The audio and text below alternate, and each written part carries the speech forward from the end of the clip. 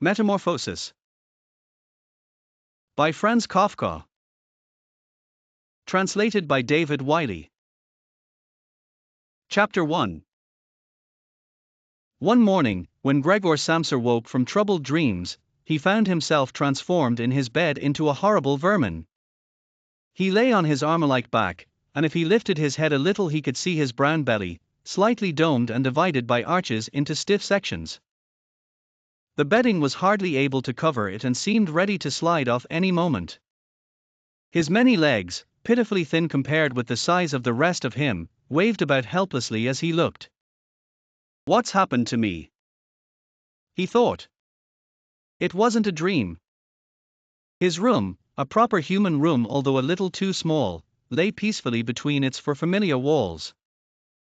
A collection of textile samples lay spread out on the table. Samsa was a traveling salesman, and above it there hung a picture that he had recently cut out of an illustrated magazine and housed in a nice, gilded frame. It showed a lady fitted out with a fur hat and fur boa who sat upright, raising a heavy fur muff that covered the whole of her lower arm towards the viewer. Gregor then turned to look out the window at the dull weather. Drops of rain could be heard hitting the pane, which made him feel quite sad. How about if I sleep a little bit longer and forget all this nonsense, he thought, but that was something he was unable to do because he was used to sleeping on his right, and in his present state couldn't get into that position. However hard he threw himself onto his right, he always rolled back to where he was. He must have tried it 100 times, shut his eyes so that he wouldn't have to look at the floundering legs, and only stopped when he began to feel a mild, dull pain there that he had never felt before. Oh, God, he thought, what a strenuous career it is that I've chosen. Traveling day in and day out. Doing business like this takes much more effort than doing your own business at home, and on top of that there's the curse of traveling, worries about making train connections, bad and irregular food, contact with different people all the time so that you can never get to know anyone or become friendly with them. It can all go to hell. He felt a slight itch up on his belly. Pushed himself slowly up on his back towards the headboard so that he could lift his head better. Found where the itch was, and saw that it was covered with lots of little white spots which he didn't know what to make of. And when he tried to feel the place with one of his legs he drew it quickly back because as soon as he touched it he was overcome by a cold shudder. He slid back into his former position. Getting up early all the time, he thought, it makes you stupid. You've got to get enough sleep. Other traveling salesmen live a life of luxury. For instance, whenever I go back to the guest house during the morning to copy out the contract, these gentlemen are always still sitting there eating their breakfasts. I ought to just try that with my boss. I'd get kicked out on the spot. But who knows, maybe that would be the best thing for me. If I didn't have my parents to think about, I'd have given in my notice a long time ago. I'd have gone up to the boss and told him just what I think, tell him everything I would, let him know just what I feel. He'd fall right off his desk. And it's a funny sort of business to be sitting up there at your desk, talking down at your subordinates from up there, especially when you have to go right up close because the boss is hard of hearing. Well, there's still some hope. Once I've got the money together to pay off my parents' debt to him another 5 or 6 years, I suppose that's definitely what I'll do. That's when I'll make the big change. First of all though, I've got to get up, my train leaves at 5. And he looked over at the alarm clock, ticking on the chest of drawers. God in heaven, he thought. It was 6:30 and the hands were quietly moving forwards. It was even later than 7:30, more like 7:15. Had the alarm clock not rung?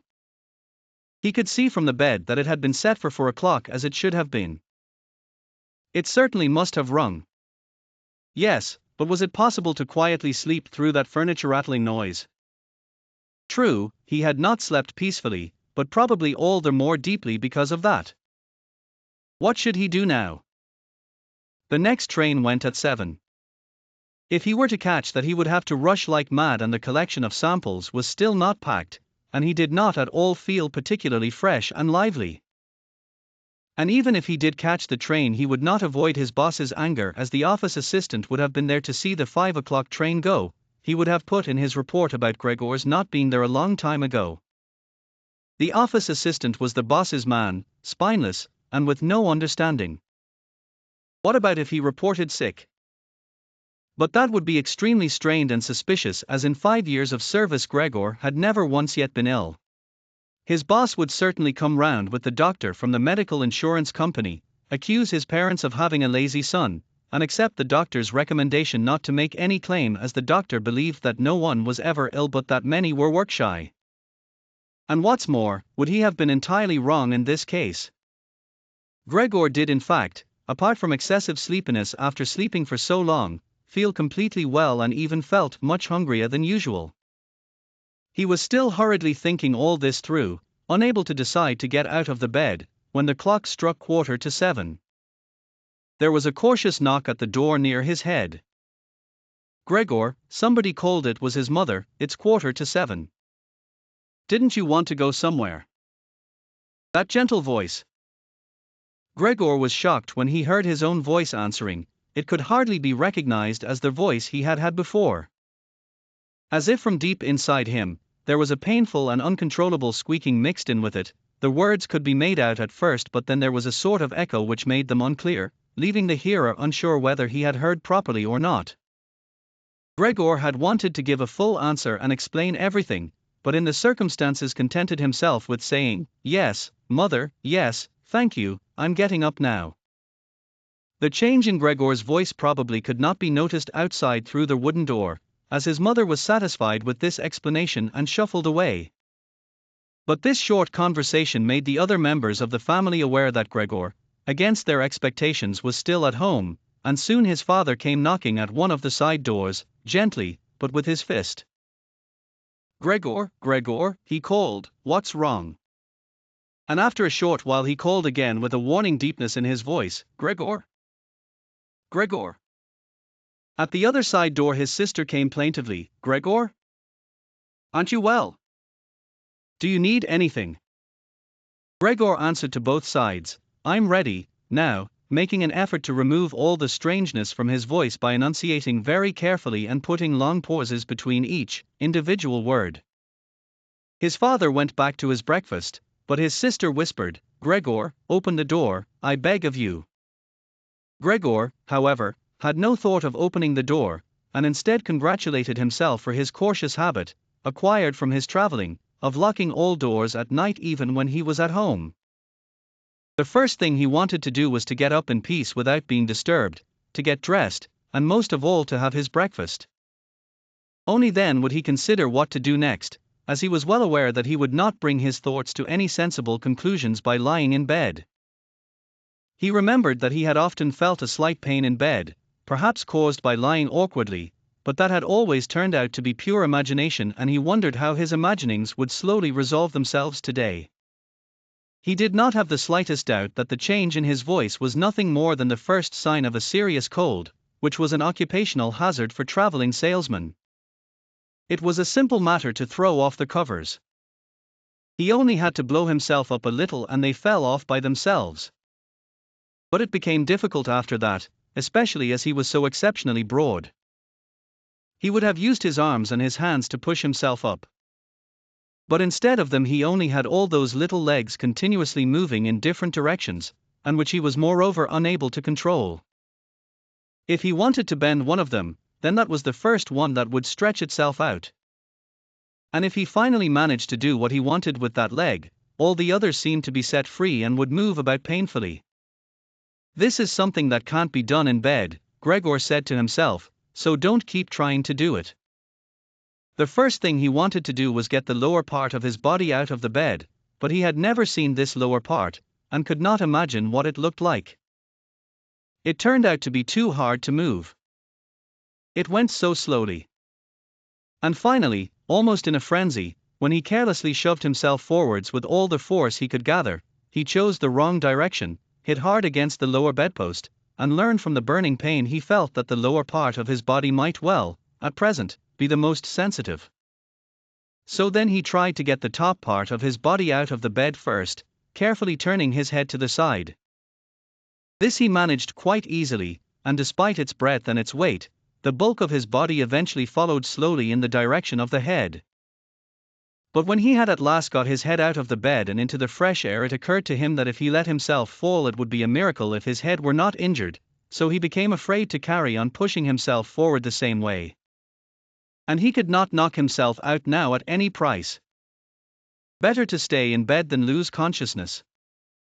It took just as much effort to get back to where he had been earlier, but when he lay there sighing, and was once more watching his legs as they struggled against each other even harder than before, if that was possible, he could think of no way of bringing peace and order to this chaos.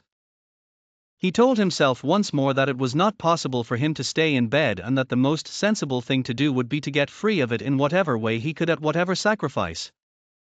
At the same time, though, he did not forget to remind himself that calm consideration was much better than rushing to desperate conclusions. At times like this he would direct his eyes to the window and look out as clearly as he could, but unfortunately, even the other side of the narrow street was enveloped in morning fog and the view had little confidence or cheer to offer him.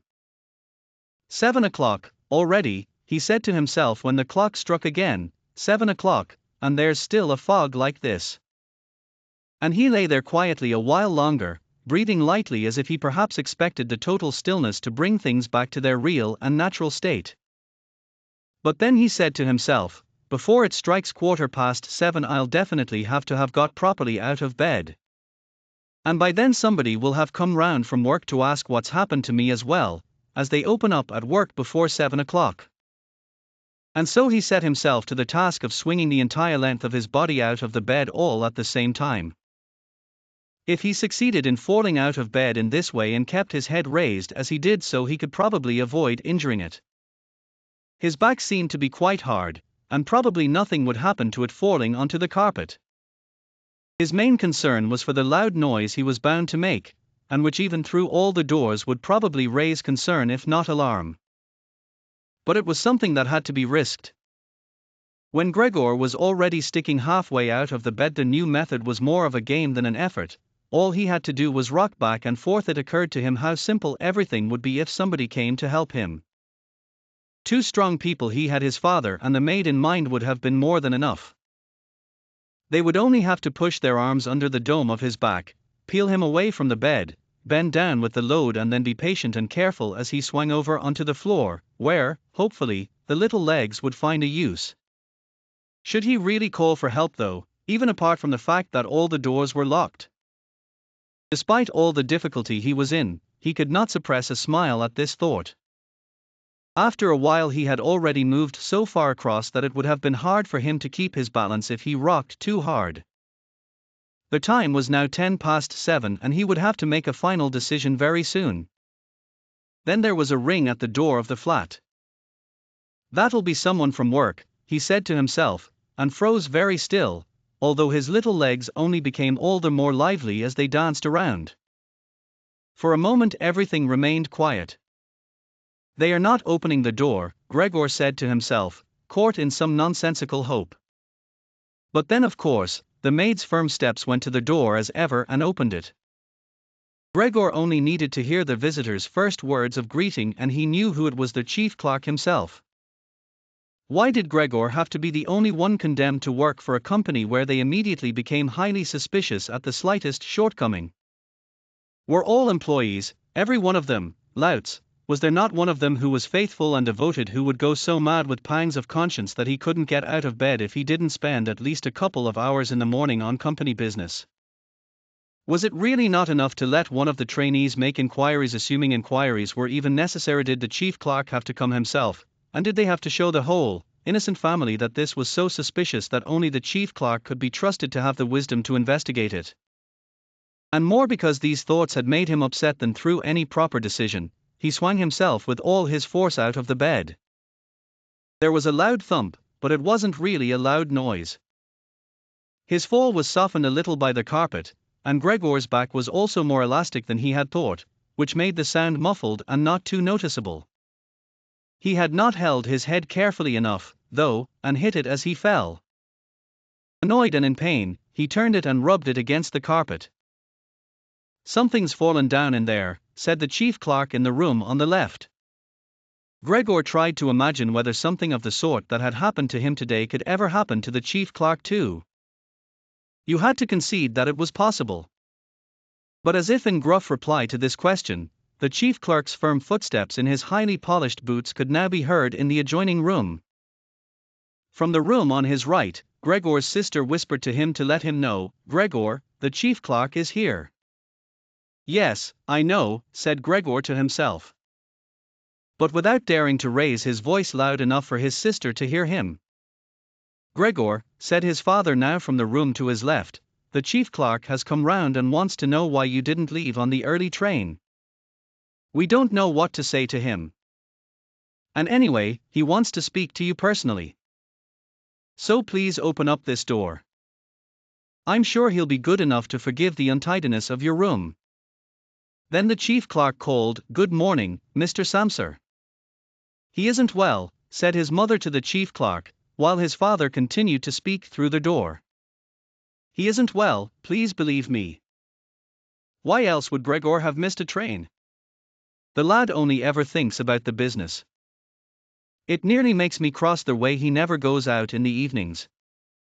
He's been in town for a week now but stayed home every evening. He sits with us in the kitchen and just reads the paper or studies train timetables. His idea of relaxation is working with his fretsore. He's made a little frame, for instance. It only took him 2 or 3 evenings, you'll be amazed how nice it is. It's hanging up in his room. You'll see it as soon as Gregor opens the door. Anyway, I'm glad you're here. We wouldn't have been able to get Gregor to open the door by ourselves. He's so stubborn. And I'm sure he isn't well. He said this morning that he is, but he isn't." "I'll be there in a moment," said Gregor slowly and thoughtfully, but without moving so that he would not miss any word of the conversation. "Well, I can't think of any other way of explaining it, Mrs. Samser," said the chief clerk. "I hope it's nothing serious.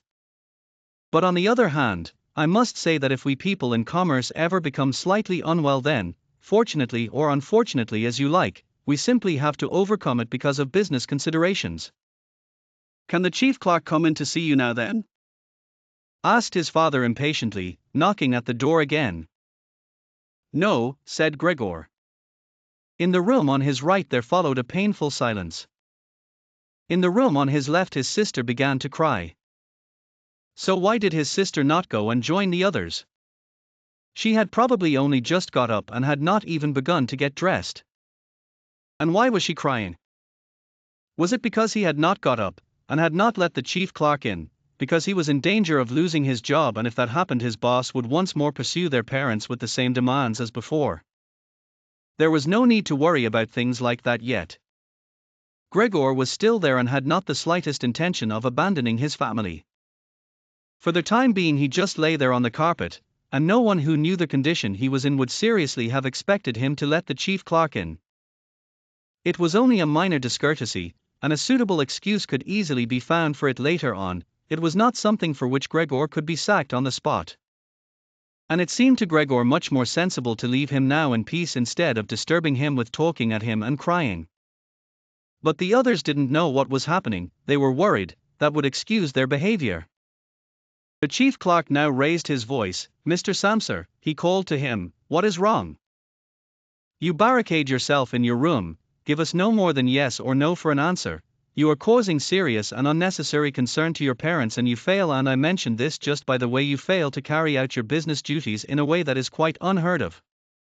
I'm speaking here on behalf of your parents and of your employer, and really must request a clear and immediate explanation. I am astonished, quite astonished. I thought I knew you as a calm and sensible person, and now you suddenly seem to be showing off with peculiar whims.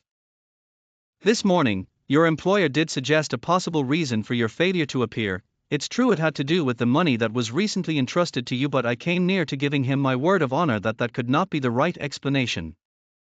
But now that I see your incomprehensible stubbornness, I no longer feel any wish whatsoever to intercede on your behalf. And nor is your position all that secure. I had originally intended to say all this to you in private, but since you cause me to waste my time here for no good reason, I don't see why your parents should not also learn of it. Your turnover has been very unsatisfactory of late.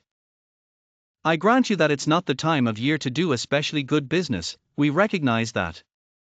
But there simply is no time of year to do no business at all, Mr. Samser, we cannot allow there to be. But sir, called Gregor, beside himself and forgetting all else in the excitement, I'll open up immediately, just a moment. I'm slightly unwell, an attack of dizziness, I haven't been able to get up. I'm still in bed now. I'm quite fresh again now, though. I'm just getting out of bed. Just a moment. Be patient. It's not quite as easy as I'd thought. I'm quite all right now, though. It's shocking, what can suddenly happen to a person? I was quite all right last night, my parents know about it, perhaps better than me, I had a small symptom of it last night already. They must have noticed it. I don't know why I didn't let you know at work. But you always think you can get over an illness without staying at home. Please, don't make my parents suffer. There's no basis for any of the accusations you're making. Nobody's ever said a word to me about any of these things. Maybe you haven't read the latest contracts I sent in. I'll set off with the 8 o'clock train, as well, these few hours of rest have given me strength. You don't need to wait, sir. I'll be in the office soon after you, and please be so good as to tell that to the boss and recommend me to him. And while Gregor gushed out these words, hardly knowing what he was saying, he made his way over to the chest of drawers. This was easily done, probably because of the practice he had already had in bed where he now tried to get himself upright. He really did want to open the door, really did want to let them see him and to speak with the chief clerk. The others were being so insistent, and he was curious to learn what they would say when they caught sight of him. If they were shocked, then it would no longer be Gregor's responsibility and he could rest. If, however, they took everything calmly, he would still have no reason to be upset, and if he hurried he really could be at the station for 8 o'clock. The first few times he tried to climb up on the smooth chest of drawers he just slid down again, but he finally gave himself one last swing and stood there upright. The lower part of his body was in serious pain, but he no longer gave any attention to it. Now he let himself fall against the back of a nearby chair and held tightly to the edges of it with his little legs. By now he had also calmed down, and kept quiet so that he could listen to what the chief clerk was saying. Did you understand a word of all that? The chief clerk asked his parents. Surely he's not trying to make fools of us. Oh, God! Called his mother, who was already in tears. He could be seriously ill and we're making him suffer. Greta! Greta! She then cried. Mother! His sister called from the other side. They communicated across Gregor's room. You'll have to go for the doctor straight away. Gregor is ill. Quick, get the doctor. Did you hear the way Gregor spoke just now? That was the voice of an animal, said the chief clerk, with a calmness that was in contrast with his mother's screams. Anna! Anna! His father called into the kitchen through the entrance hall, clapping his hands. Get a locksmith here, now. And the two girls, their skirts swishing, immediately ran out through the hall, wrenching open the front door of the flat as they went. How had his sister managed to get dressed so quickly? There was no sound of the door banging shut again. They must have left it open. People often do in homes where something awful has happened. Gregor, in contrast, had become much calmer. So they couldn't understand his words anymore, although they seemed clear enough to him, clearer than before. Perhaps his ears had become used to the sound. They had realized, though, that there was something wrong with him, and were ready to help. The first response to his situation had been confident and wise, and that made him feel better. He felt that he had been drawn back in among people, and from the doctor and the locksmith he expected great and surprising achievements, although he did not really distinguish one from the other. Whatever was said next would be crucial, so, in order to make his voice as clear as possible, he coughed a little, but taking care to do this not too loudly, as even this might well sound different from the way that a human coughs, and he was no longer sure he could judge this for himself. Meanwhile, it had become very quiet in the next room. Perhaps his parents were sat at the table whispering with the chief clerk, or perhaps they were all pressed against the door and listening. Gregor slowly pushed his way over to the door with the chair. Once there, he let go of it and threw himself onto the door, holding himself upright against it using the adhesive on the tips of his legs. He rested there a little while to recover from the effort involved and then set himself to the task of turning the key in the lock with his mouth. He seemed, unfortunately, to have no proper teeth. How was he, then, to grasp the key? But the lack of teeth was, of course, made up for with a very strong jaw. Using the jaw, he really was able to start the key turning, ignoring the fact that he must have been causing some kind of damage as a brown fluid came from his mouth, flowed over the key and dripped onto the floor. "Listen," said the chief clerk in the next room, "he's turning the key." Gregor was greatly encouraged by this. But they all should have been calling to him, his father and his mother too. "Well done, Gregor," they should have cried, "keep at it, keep hold of the lock." And with the idea that they were all excitedly following his efforts, he bit on the key with all his strength, paying no attention to the pain he was causing himself. As the key turned round, he turned around the lock with it, only holding himself upright with his mouth, and hung onto the key or pushed it down again with the whole weight of his body as needed. The clear sound of the lock as it snapped back was Gregor's sign that he could break his concentration, and as he regained his breath he said to himself, "So, I didn't need the locksmith after all." Then he lay his head on the handle of the door to open it completely.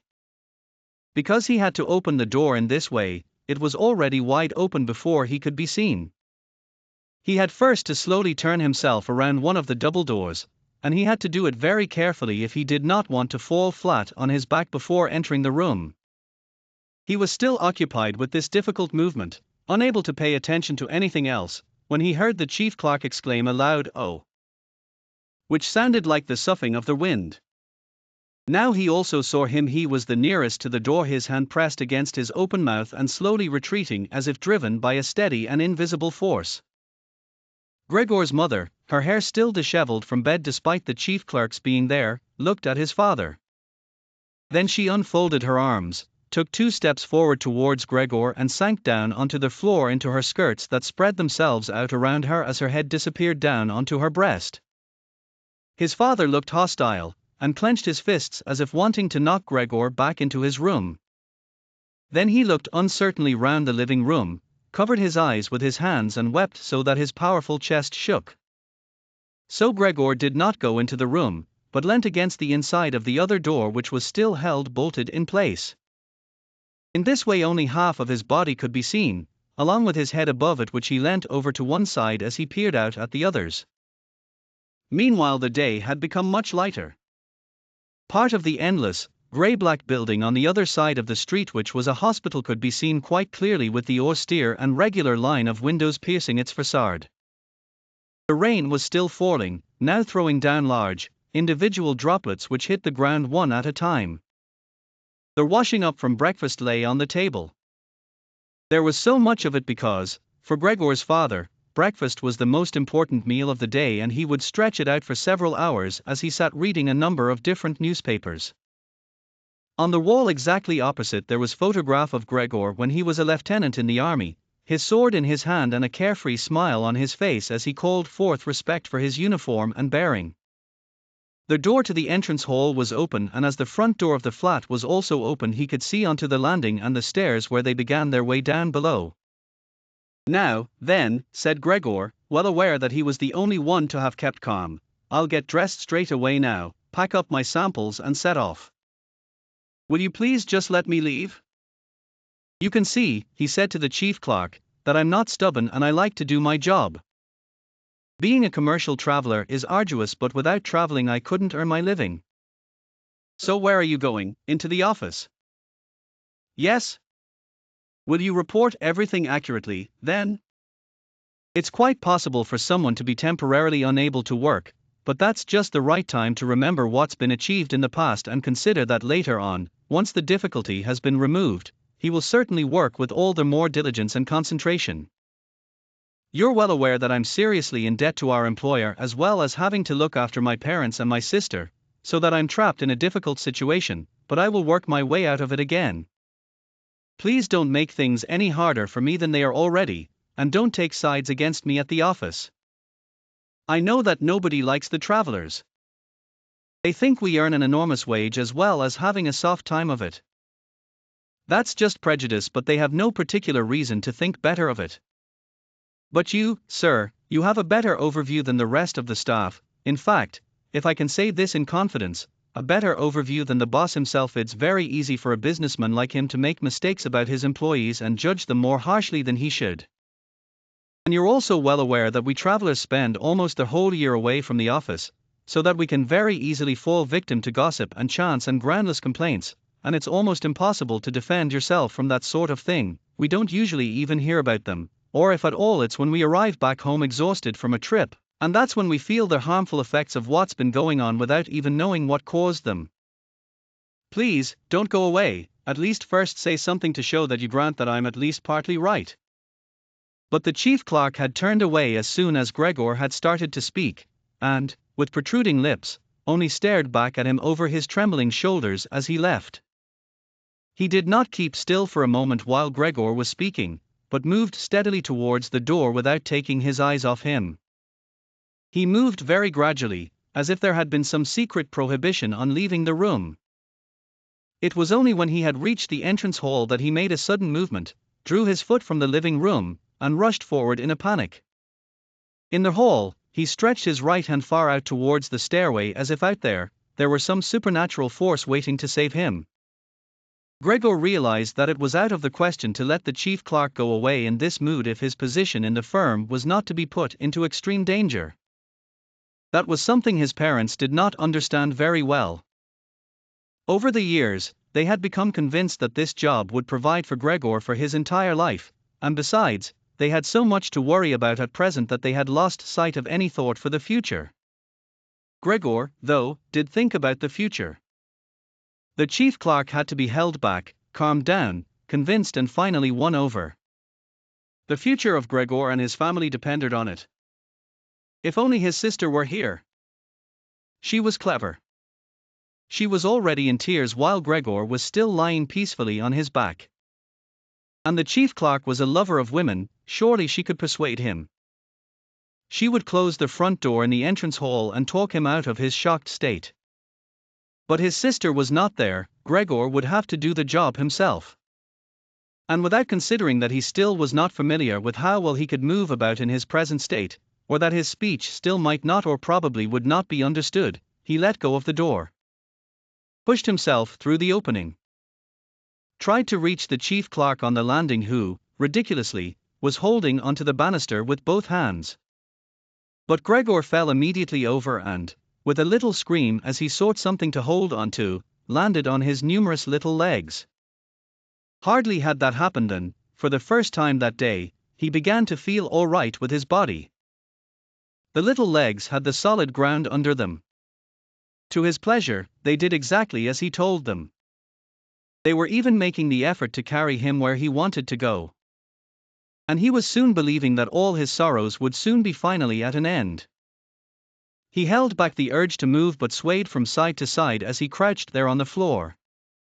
His mother was not far away in front of him and seemed, at first, quite engrossed in herself, but then she suddenly jumped up with her arms outstretched and her fingers spread shouting, "Help, for pity's sake, help!" The way she held her head suggested she wanted to see Gregor better, but the unthinking way she was hurrying backwards showed that she did not. She had forgotten that the table was behind her with all the breakfast things on it. When she reached the table she sat quickly down on it without knowing what she was doing. Without even seeming to notice that the coffee pot had been knocked over and a gush of coffee was pouring down onto the carpet. "Mother, mother," said Gregor gently, looking up at her. He had completely forgotten the chief clerk for the moment, but could not help himself snapping in the air with his jaws at the sight of the flow of coffee. That set his mother screaming anew. She fled from the table and into the arms of his father as he rushed towards her. Gregor, though, had no time to spare for his parents now. The chief clerk had already reached the stairs. With his chin on the banister, he looked back for the last time. Gregor made a run for him. He wanted to be sure of reaching him. The chief clerk must have expected something, as he leapt down several steps at once and disappeared, his shouts resounding all around the staircase. The flight of the chief clerk seemed, unfortunately, to put Gregor's father into a panic as well. Until then he had been relatively self-controlled, but now, instead of running after the chief clerk himself, or at least not impeding Gregor as he ran after him, Gregor's father seized the chief clerk's stick in his right hand. The chief clerk had left it behind on a chair, along with his hat and overcoat, picked up a large newspaper from the table with his left, and used them to drive Gregor back into his room, stamping his foot at him as he went. Gregor's appeals to his father were of no help. His appeals were simply not understood. However much he humbly turned his head, his father merely stamped his foot all the harder. Across the room, despite the chilly weather, Gregor's mother had pulled open a window, leant far out of it and pressed her hands to her face. A strong draught of air flew in from the street towards the stairway, the curtains flew up, the newspapers on the table fluttered and some of them were blown onto the floor. Nothing would stop Gregor's father as he drove him back, making hissing noises at him like a wild man. Gregor had never had any practice in moving backwards and was only able to go very slowly. If Gregor had only been allowed to turn round, he would have been back in his room straight away, but he was afraid that if he took the time to do that his father would become impatient, and there was the threat of a lethal blow to his back or head from the stick in his father's hand any moment. Eventually, though, Gregor realized that he had no choice as he saw, to his disgust, that he was quite incapable of going backwards in a straight line. So he began, as quickly as possible and with frequent anxious glances at his father, to turn himself round. It went very slowly, but perhaps his father was able to see his good intentions as he did nothing to hinder him. In fact, now and then he used the tip of his stick to give directions from a distance as to which way to turn. If only his father would stop that unbearable hissing. It was making Gregor quite confused. When he had nearly finished turning round, still listening to that hissing, he made a mistake and turned himself back a little the way he had just come. He was pleased when he finally had his head in front of the doorway, but then so that it was too narrow, and his body was too broad to get through it without further difficulty. In his present mood, it obviously did not occur to his father to open the other of the double doors so that Gregor would have enough space to get through. He was merely fixed on the idea that Gregor should be got back into his room as quickly as possible. Nor would he ever have allowed Gregor the time to get himself upright as preparation for getting through the doorway. What he did, making more noise than ever, was to drive Gregor forwards all the harder as if there had been nothing in the way. It sounded to Gregor as if there was now more than one father behind him. It was not a pleasant experience, and Gregor pushed himself into the doorway without regard for what might happen. One side of his body lifted itself, he lay at an angle in the doorway, one flank scraped on the white door and was painfully injured, leaving vile brown flecks on it. Soon he was stuck fast and would not have been able to move at all by himself. The little legs along one side hung quivering in the air while those on the other side were pressed painfully against the ground. Then his father gave him a hefty shove from behind which released him from where he was held and sent him flying, and heavily bleeding, deep into his room. The door was slammed shut with the stick. Then, finally, all was quiet. I hope you have enjoyed this production of Metamorphosis by Franz Kafka. This is the first of 3 chapters. If you would like to see other books presented in this style, please leave your suggestions in the comments. Only public domain stories can be considered. Like and subscribe.